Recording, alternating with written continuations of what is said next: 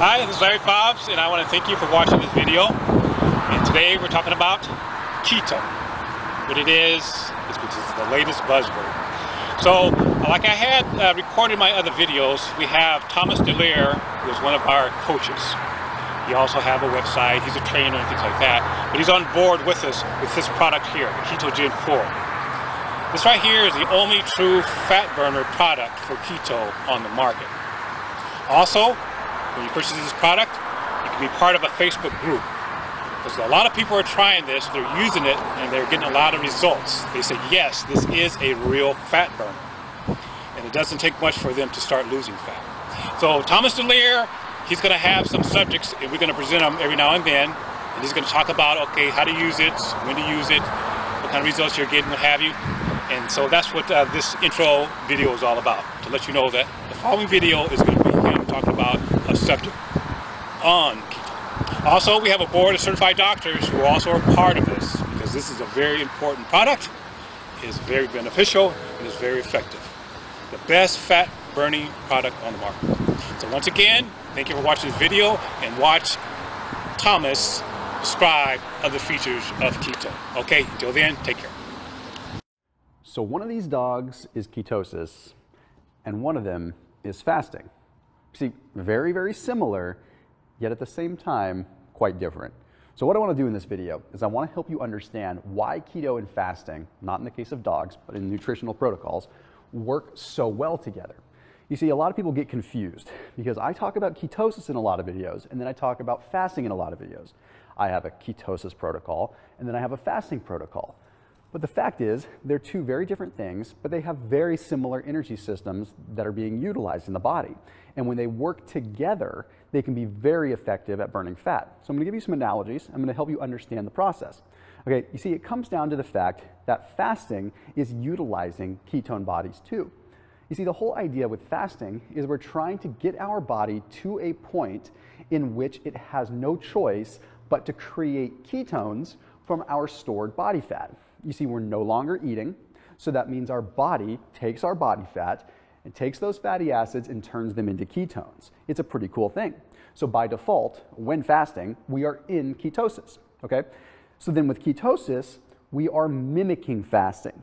That's what's going on. We are mimicking fasting so that we still have the desired outcome of ketones, but we're doing it with calories present by simply removing glucose or carbohydrates. So that's the common denominator. That's how we end up finding that ketosis and fasting have the same common denominator, the same underlying factor that we're looking for the most success possible when it comes down to fatty acid utilization, ketone production, and overall feeling really good. You see, fasting has additional benefits that go in a different direction. Benefits like autophagy, where our cells are recycling, and other benefits that are going to help your mental acuity, but a lot of them come back to those ketones again. Whereas ketosis has its whole separate myriad of benefits. Massive amounts of ketone bodies that we are essentially artificially encouraging the creation of by copious amounts of fat being added into the diet. So you see, we're still trying to get the same end result. Fasting can be a little bit expedited because, of course, you don't have calories coming in. So in traditional thermodynamics, calories in versus calories out, plus ketone utilization, you're going to burn more fat, simply because your body's using it from your stored body fat tissue versus creating it from food. But this is to clear up a lot of confusion, okay? Now we have to talk about how they work so well together, okay? Because this is really, really cool. Let's say, for example, you go on a ketogenic diet. You start eating high-fat foods, low carbohydrate, moderate protein. Okay, you're generating a lot of ketones. You're cranking in ketosis. You're kicking butt. You're taking names, and you feel great. Okay, the next logical evolution within this process is to start sprinkling fasting into the mix. And this is exactly why fasting should be used intermittently, periods of time throughout the week. Now, hear me out on this. You're already in ketosis. You're producing ketones. You feel great. Okay, so your body is using the fats from the food you eat for ketones right now.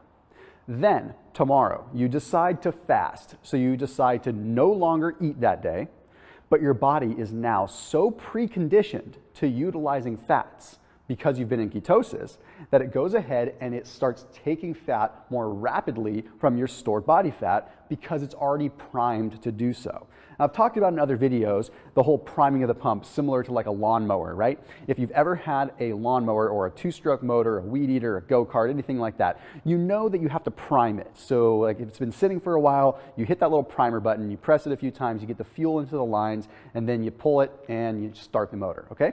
That's essentially what's happening when you're on a ketogenic diet and you're priming your body with higher amounts of fat. You have now primed the body to utilize fat. So now what happens once it's using fat and you now deprive yourself of dietary fat?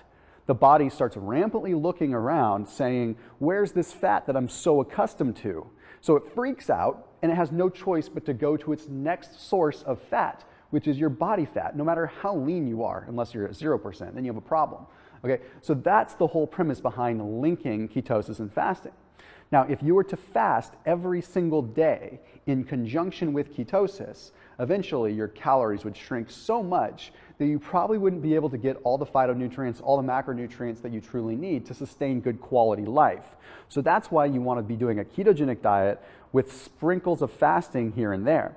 Now, some will say, Thomas, I've seen some of your programs, and your fasting programs don't really utilize ketosis, but your ketosis programs don't utilize fasting. Well, that's because they're two totally separate programs, but later on can be layered into each other.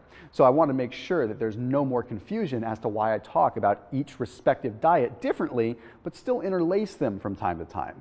Because at the end of the day, ketosis was born from fasting. All we are doing with ketosis is trying to elicit the same metabolic effect that we would get from fasting, but without fasting. So let's not turn a blind eye to fasting when we're doing ketosis, and let's not turn a blind eye to ketosis when we're doing fasting, because it'd be rather hypocritical since we're after the same thing, right?